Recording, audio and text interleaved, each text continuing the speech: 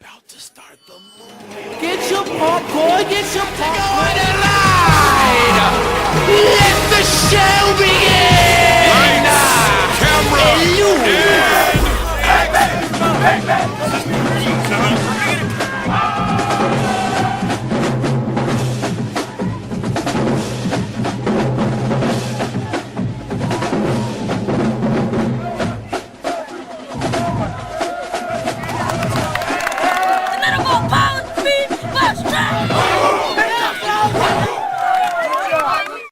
Pioneer Football League.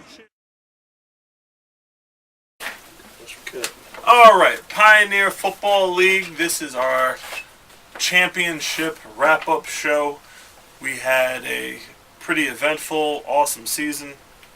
We've had 13 weeks of football. Started in late August. We've seen a whole bunch of great things during the course of year two. What were the one highlight that you saw this year that really you think added to the Pioneer League mystique that everybody's talking about? Oh man, I mean, there's so many to choose from, but if you had to ask me, I would just say just the competitiveness in like the playoffs. Just like competitive playoffs, do or die. The sense of urgency from all the teams was just amazing. How about you, Shamel? I mean, it's like the longest season I've ever played in like an independent league, and everybody's like at each other's throats on the field, but at the end of the day, it's still a Pioneer League family, as we see every week. That's true. Absolutely. For me, I think the crowning achievement this season was getting on the field with an actual junior college program.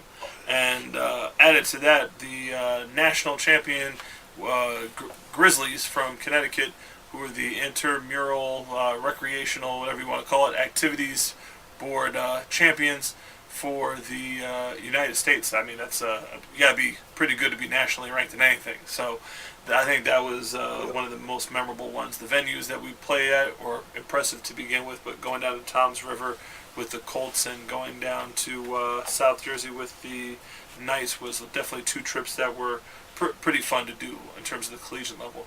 For the younger levels, I think this was the first year that we had the on-field camera, which added to the perspective, so you could see how these little guys, the football is real, even for 10-year-olds, with more pad than kid, but you end up getting a true appreciation for what these kids do and put their bodies on the line week in and week out. So that was definitely pretty good. So let's talk about the championships in general. So first up we have the 10 and under. So we have some highlights from the 10 and under game.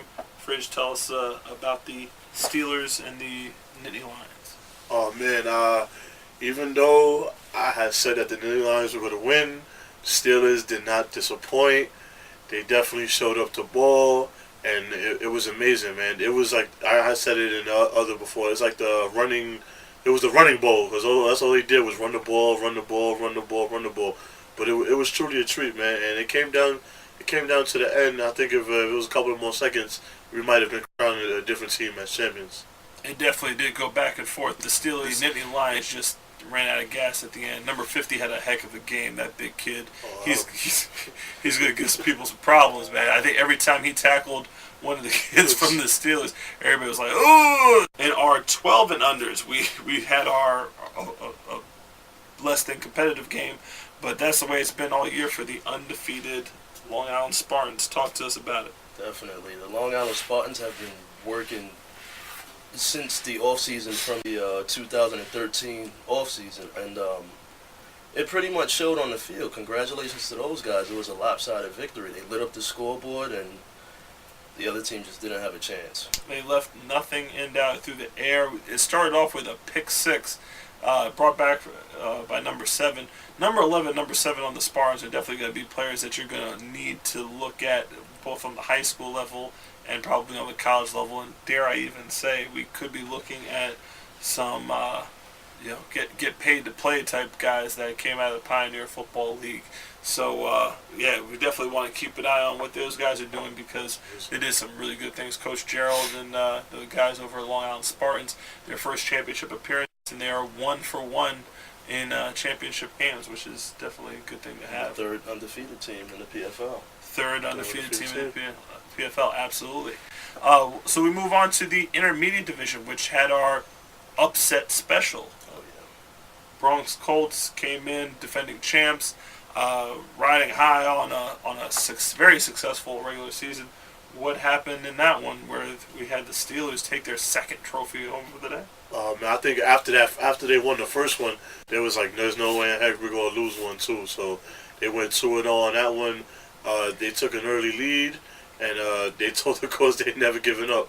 And the Colts did. The Colts fought back, but Colts came up a little bit short. And congratulations to the Steelers. The Steelers, we said that physical nature. There was a little jarring back and forth during the game, and it seemed like the Steelers players really got on the nerves of the Colts players, and it ended up showing that the Colts players just didn't have that attention to detail that we were used to seeing out of them. We marked in the pregame show that, hey, the Colts, they go on 1, they go on 2, they go on 3, they can go on 17, and they actually do it. And it's just amazing the discipline that they had. Totally broke down in this one as we saw multiple offsides penalties in the big game. Haven't been doing it all year, but all of a sudden in the championship game we're going offsides and doing procedure penalties and stuff like that. So, but give the Steelers their credit. They came in, and even though the swagger monster for the Colts was at play, it just didn't take hold, and the Steelers ended up taking home their second trophy of the day. So then we had our collegiate division game between the Bronx Colts and the New York Knights. Now, before we get into this particular game, can we talk about the entrance? Because last year's entrances, the Colts did their thing. Yeah. It was like the U versus LSU with the Rough Riders and the Colts last year. Both had some pretty good entrances. This year, the Colts did the University of Michigan run out from under the goalpost thing. Cool. But then the Knights kind of set the bar. Stole the show. The Knights, like they say now, the Knights turned up. Oh yeah, they had an entrance that looked like something out of WWE. Yeah, like a wrestling entrance. I was positioned with. I had the still shot camera. Shamil video camera. We'll show you that right now. And as soon as the smoke came out, my camera just gave up and just nope. There's no sense in even taking a picture right now because I can't see anything. Entrance gave me chills, and I wasn't even playing in the game. So. Yeah. The bar has been raised. I can't wait to see who's next. Who's next? Definitely. So next, come from the helicopter. So. It's getting to the point where pyrotechnics are going to have to get involved. We're going to have to get some permits out and such. And yeah, it's getting kind of ridiculous. It came down to it. The Colts came out firing first, and the Knights had the better entrance, but the Colts had the better exit. Definitely. Yeah. They were running pretty much balanced all day. Like, it wasn't run heavy, it wasn't pass heavy. They were just doing their thing, and they see the pretty first much took touchdown, over the though? game. Oh, yeah. Oh, it's Tim. Oh, man. Shout out to Tim. Yeah. For catching such a great ball and taking it the distance with definitely scoring. It definitely set the tone. And you even saw like the wind go out of the sail real quick. And then in one of these heavyweight bouts, you know, when it goes back and forth, Sure. the first punch is definitely the one that has a lasting effect on it. And Tim, not only to grab the ball, he gets that separation and gets up the field quick, and that was at that point.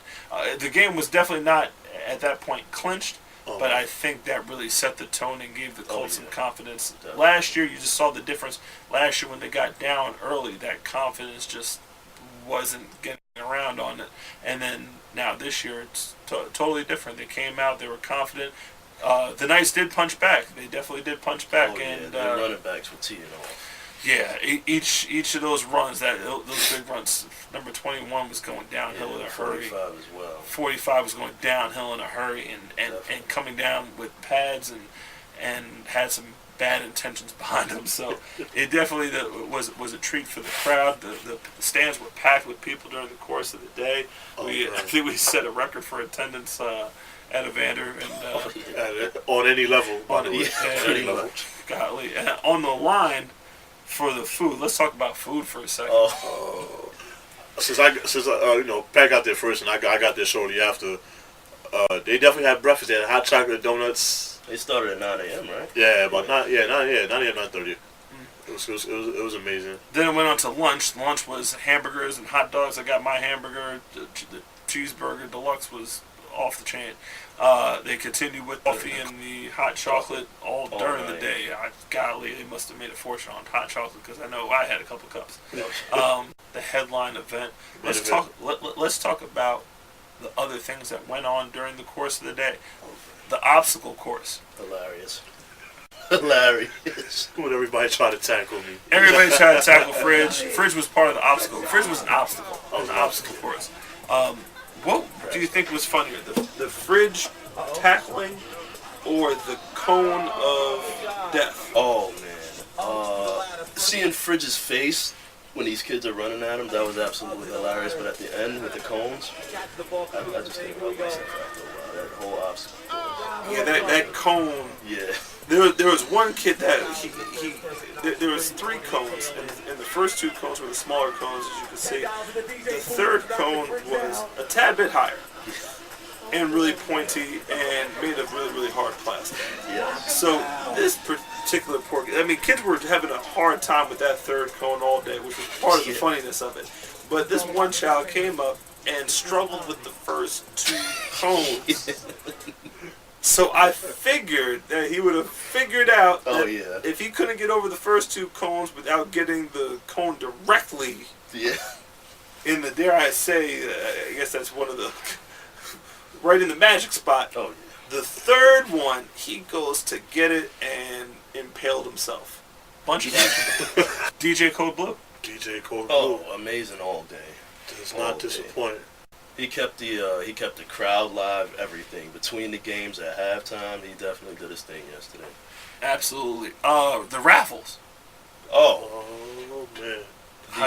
The first guy that came down, he looked pretty excited. He didn't. I mean, I don't think he knew exactly what he was winning though. No, I don't think he saw the jersey. I don't even think he just believed it. Who could just simply kick a 30-yard field goal, and apparently not as simple as because there was a couple of shankopotamuses.